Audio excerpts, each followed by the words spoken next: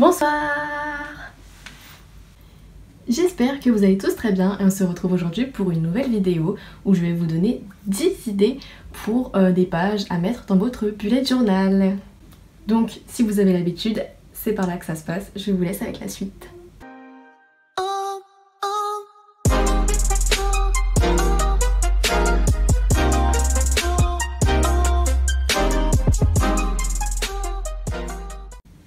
Alors, dans ma vidéo précédente, je vous avais parlé du bullet journal, pardon. Donc, du coup, voilà, qu'est-ce qu'un bullet journal? Donc, un bullet journal, c'est un carnet, donc peu importe le type de carnet, que ce soit un carnet avec des lignes, un carnet avec des feuilles blanches, un carnet avec des carreaux, un carnet avec des points, tout ce que vous voulez, vous prenez en fonction de vos goûts et de ce que vous aimez. Et il vous faut juste pour ça un carnet et un stylo, voilà, c'est vraiment le strict minimum. Ensuite, après, on peut pousser un peu plus loin et approfondir les choses pour ceux qui aiment beaucoup la créativité, etc. Mais voilà, franchement, pour débuter, un carnet et un stylo suffisent amplement, voilà.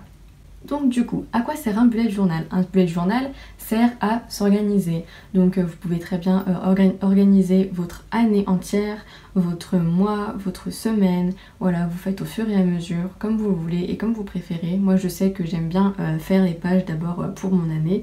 Et ensuite, chaque mois, je fais le mois à venir, mais chaque semaine, je fais la semaine qui va venir. Enfin, le dimanche, je crée ma semaine d'après, voilà. Comme ça, je fais les choses petit à petit et vu que j'aime bien les choses créatives, voilà, ça me fait rester quand même dans tout ce qui est créatif. Et voilà, mais du coup, voilà, ça sert à s'organiser. Je dis vraiment beaucoup voilà aujourd'hui, mais ça sert à s'organiser, donc à ne rien oublier. En fait, c'est un mélange entre un agenda et un planeur. Donc comme ça, vous pouvez noter tout ce que vous avez à faire, ou tout ce que vous ne voulez pas oublier. Ça peut être, je ne sais pas, une date d'examen ou même une tâche pour le ménage, etc. Et ça évite d'avoir des milliards et des milliards, oui j'abuse, de to-do list, voilà, et d'avoir tout regroupé dans un seul carnet. En première idée de page, alors j'aurais à vous donner l'idée du sleep tracker.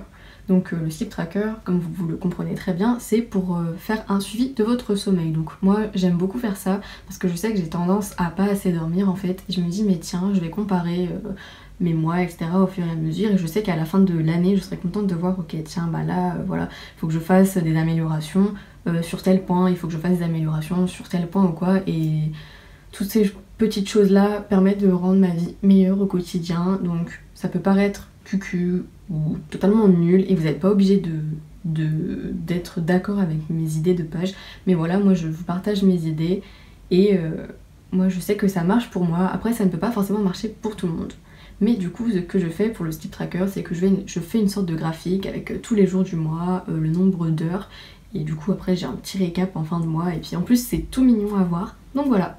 Ensuite, en deuxième idée de page, vous pouvez faire une page où vous allez noter tous vos livres lus dans l'année en les notant sur 5 ou sur 10 ou sur 20, comme vous le préférez.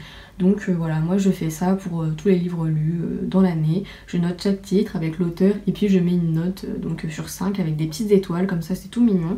Et puis au moins je garde une trace de mes lectures, de toutes les lectures que j'ai lues et je me dis bon, si j'ai oublié un titre ou quoi, j'ai juste à aller venir voir et puis oui, je vais me souvenir en voyant le titre ou même en allant taper le titre sur internet. Et du coup j'aime beaucoup ce principe parce que j'aime beaucoup garder toute une petite trace de ce que je fais au quotidien. Donc voilà pour cette idée là. Ensuite, en troisième idée de page, donc qui suit la deuxième idée, ce serait de faire une liste de tous les films et séries vus dans l'année, pareil en donnant une note. Et moi je trouve aussi que c'est sympa pour garder une trace. Et puis bah si comme moi vous avez une mémoire assez courte à ce niveau là, enfin assez courte, assez nulle, assez petite, enfin tout ce que vous voulez, je trouve que c'est intéressant d'avoir une trace. Et puis ça fait toujours plaisir de voir ça plus tard, en fin d'année, ou même voilà, quand vous faites un bilan sur votre semestre, sur votre trimestre, sur votre mois. Je sais que moi j'aime beaucoup faire des bilans du mois, donc voilà, je trouve ça vraiment super intéressant à faire. Quatrième idée, pour une page dans votre bullet, vous pouvez intégrer une page de gratitude, donc c'est-à-dire que vous allez noter chaque jour du mois. Et chaque jour vous allez noter quelque chose, enfin ce dont pourquoi vous êtes heureux, ce dont pourquoi vous êtes reconnaissant, et puis ça permet de se rendre compte des choses qu'on a la chance d'avoir et de prendre du recul Et moi je sais que j'aime beaucoup faire ça de temps en temps. Après je fais pas ça tous les mois bien sûr, mais une fois de temps en temps comme ça j'aime bien faire ça. Et puis je trouve que c'est mignon à faire. Après vous pouvez rajouter des petites décorations et tout ça, mais moi voilà, j'aime beaucoup. Ensuite, en 5e idée de page, vous pouvez faire une page pour votre wishlist de lecture. Que ce soit une page simple ou une double page, vous allez pouvoir venir y noter tous les livres que vous souhaitez acheter. Donc comme ça, si vous avez un trou de mémoire ou quoi, ça vous aide à les retrouver tout de suite et pas à galérer à retrouver le titre ou quoi, ou à chercher sur internet pendant des heures sans rien trouver. Donc j'aime beaucoup ce principe aussi.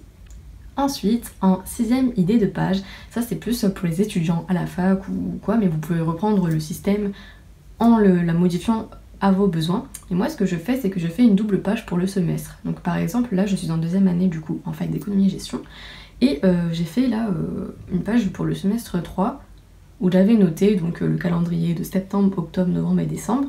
J'ai noté tous mes examens que j'avais à venir, j'ai fait un code couleur pour savoir si c'était des examens importants, des examens finaux, des examens en TD, que ce soit des travaux à rendre, des oraux à préparer ou quoi que ce soit. Et comme ça vous permet de rester organisé et surtout de pouvoir prévoir et anticiper et ne pas se trouver dans une grande galère à la fin quand vous allez vous rendre compte qu'il vous reste que quelques jours pour réviser tout un programme. Donc je trouve ça vraiment super intéressant et je vais réitérer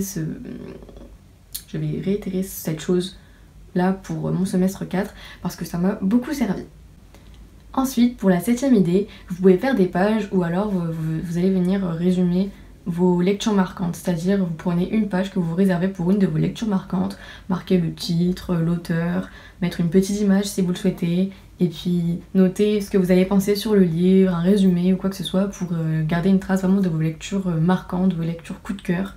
Et moi je trouve que c'est super intéressant parce que quand on lit un livre, plusieurs mois après on n'a pas forcément le même ressenti déjà sur le livre et on n'a pas forcément les mêmes choses en tête, voilà. On ne se souvient pas de tout et je trouve que c'est plutôt pratique de pouvoir retrouver une trace, comme je disais tout à l'heure, sur les lectures, surtout quand ce sont des lectures marquantes et des lectures coup de cœur.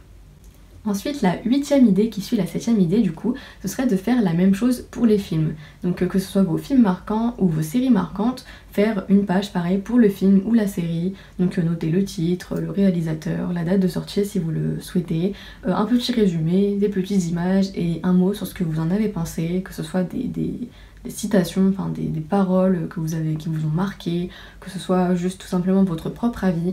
Et je trouve que c'est super intéressant de faire ça, ça permet de rajouter un peu de contenu dans le bullet journal. Et puis en plus on peut faire ça tout simplement en rajoutant de jolies choses comme du masking tape, pour faire des petits dessins si on est doué en dessin ou quoi. Et franchement j'aime beaucoup. Ensuite, en 9e idée, donc ça c'est pour ceux qui aiment beaucoup lire, ce serait de se faire une page ou double page donc pour un challenge du mois. C'est-à-dire que vous notez le nombre de livres que vous aimeriez lire donc en début de mois. Ensuite, au fur et à mesure du mois, vous notez donc le nombre de livres que vous avez lus. Et puis vous faites un bilan du coup sur le nombre de pages que vous avez lues ce mois-ci. Et puis voir votre avancée, etc. Et puis vous notez à côté de chaque titre de livre une seule phrase, juste pour résumer le livre, voilà. Qu'est-ce que vous avez pensé du livre en une seule phrase? Et je trouve que c'est super sympa et c'est super intéressant de faire ça. Et puis ça permet aussi de se booster, de se donner des petits objectifs pour, voilà, plus on vise haut, plus on réussit de choses, quoi. Donc c'est super motivant et moi j'aime beaucoup tout ce qui est motivant, donc j'adore faire ça. Ensuite, en 10e et dernière idée, ce serait de faire une page pour le Year in Pixel, c'est-à-dire que vous faites une page avec un gros calendrier, donc plein de petites cases pour du coup tous les jours de l'année, et puis chaque jour vous venez colorier la case avec un code couleur que vous auriez créé, que vous auriez créé pardon, au préalable, et puis comme ça au fur et à mesure de l'année vous pouvez voir si vous avez été, en fonction de vos humeurs, voilà comment se déroule votre année, et puis qu'est-ce que vous pouvez faire aussi pour améliorer votre vie, vos journées, vos mois.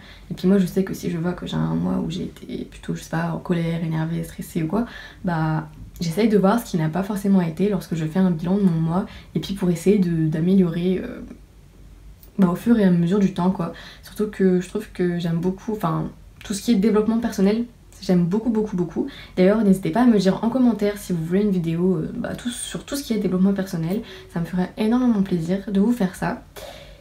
Et voilà, Cette vidéo touche à sa fin, c'était donc mes 10 idées de pages à mettre dans un bullet journal. J'espère que cette vidéo vous aura plu. N'hésitez pas à me laisser un petit commentaire pour me dire ce que vous en avez pensé, à vous abonner à ma chaîne si ce n'est pas toujours fait, à laisser un petit pouce bleu si vous avez aimé la vidéo, et puis surtout n'hésitez pas à aller voir en barre d'infos. J'ai mis mon lien pour mon compte Instagram et je publie beaucoup d'informations, beaucoup de chroniques, etc.